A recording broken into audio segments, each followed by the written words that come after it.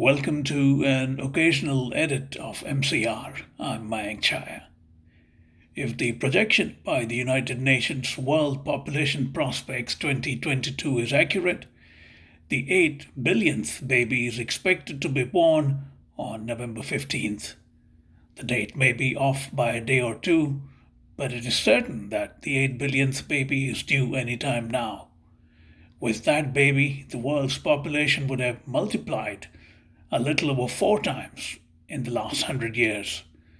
A century ago, the population was about 2 billion. Barely 200,000 years ago, on a planet about 4.5 billion years old, the population of Homo sapiens was estimated to be between 100,000 and 300,000. By itself, the 8 billionth baby may not tip the climate scale in any way.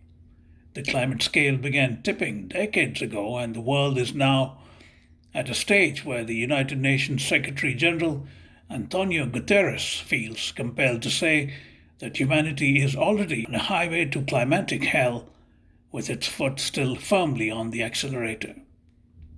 The figure of 8 billion is merely to help concentrate minds across the globe about what is in store.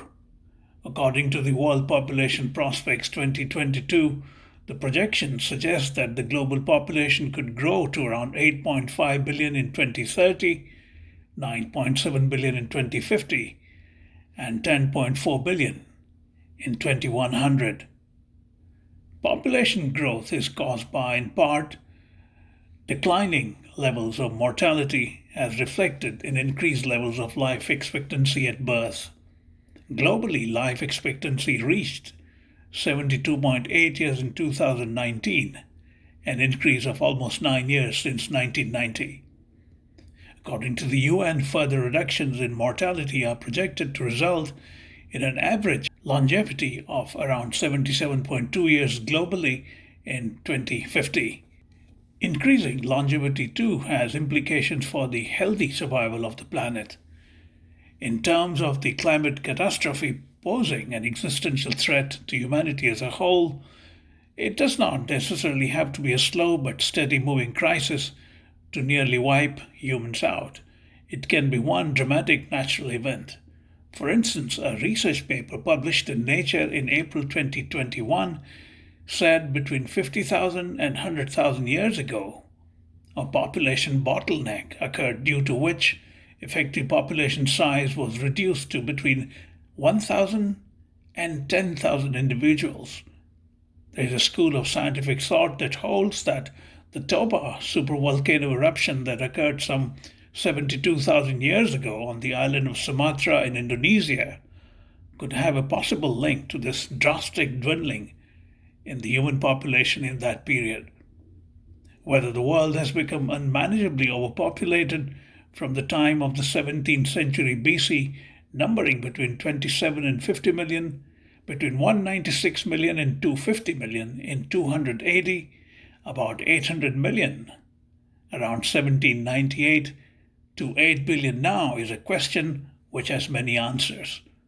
Broadly, there are those who consider the world dangerously overpopulated and those who see it as a case of great success for the species.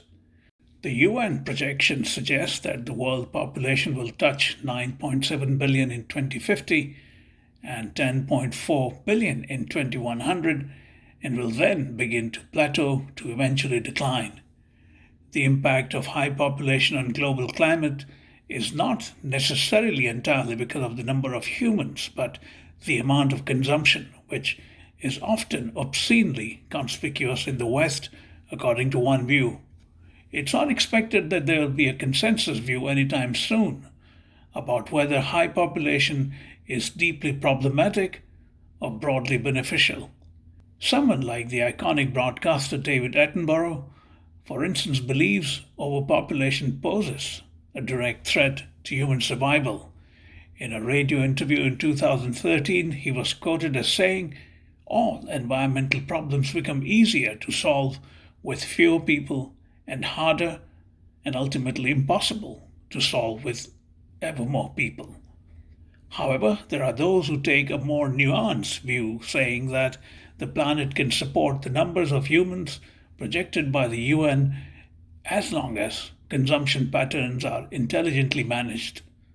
On a separate but related note, according to the World Population Prospects 2022, India is expected to overtake China in 2023 to become the most populous nation in the world.